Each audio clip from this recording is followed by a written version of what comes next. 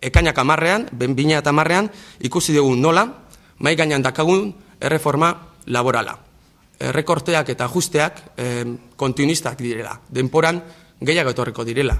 Aipatzearren, pentsioen erreforma, eta baita ere aipatzearren, nola Madrilen dauzen negoziatzen, bertako patronala, bertako sindikatuek eta bertako gobernariak, negoziazio kolektiboa zentralizatzeko akordioa. Guk exigitzen dugu, greba honetan, nola politika sozialak eta laboralak berton Euskal Herri mailan erabaki behar direla. Esan beharra dago, momentuz, 50 enpresa komite inguruk atxikitu diela greba honi, aipatzeko, eta sektore ezberdinetako enpresak aipatzeko, hor egongo zan Sabeko, Smurfit Nervión, Estampaciones Bizkaia, Teneko, udaletxeke baita, Zornotzako udala, Durangoko udala, eta beste enpresa asko, alde batetik egongo ziren enpresa komitek, eta beste aldetik bai enpresa txikigoak. Goizean Bilbon egongo die mobilizazioak, 11 eta 4 izango da Bilbon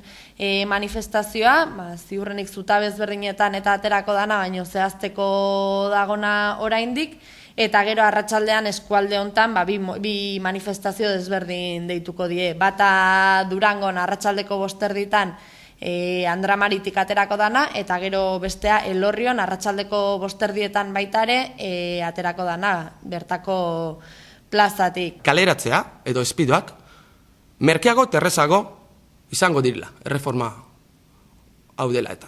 Kaleratzeak, zentzu horretan, langabetuentzat, gaur egun dagoen langabetuentzat, izango dira, orokorrean, 33 eguneko indemnizazioagaz.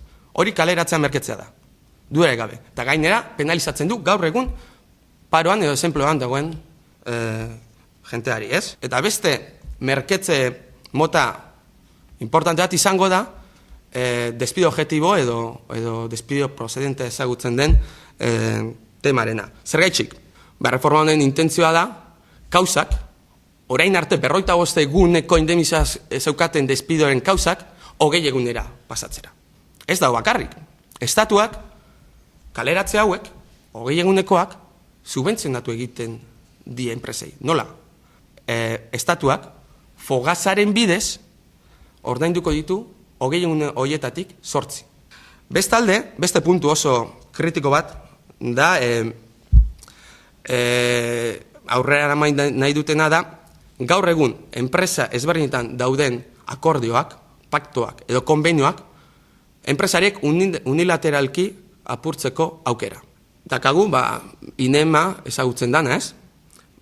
Erreforma hau onartzen denean, ETT-ak izango dira inemaren kolaboradore habitualak. 4 milioi langabetu hauek, eta Euskal Herrian dauzen milaka langabetu hauek, azkenean beraien lan bilatzea egongo da benefizioa eskuratu nahi duten enpresa pribatu hauen esku. Egiten da kontrato de formación deritzona, nun kontrato de formación horretan gazteek kobratzen dute salario minimoa baino gutxeago. Orain zer egin nahi dute? Mugatuta zeuden 21 urtera arte.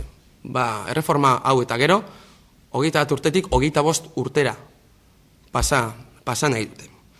Hortik aurrera, gehiengo sindikakal herri dakagu. Hemen ez dago bazilatzeko denporarik eta hau momentu oso kritiko da. Eta eraso hauen aurrean, gehiengo sindikalak, aurretik egin genuen bezala, aurrera eramango du, ekainak 29an, greba orokorra. Langilei deiten dieu, lanera ez jutez gain, eta enpresetan greba itez gain, mobilizazioetan parte hartzeko, eta oso garrantzitsua dela langileek eta Euskal Herri osoa kalera ateratzea.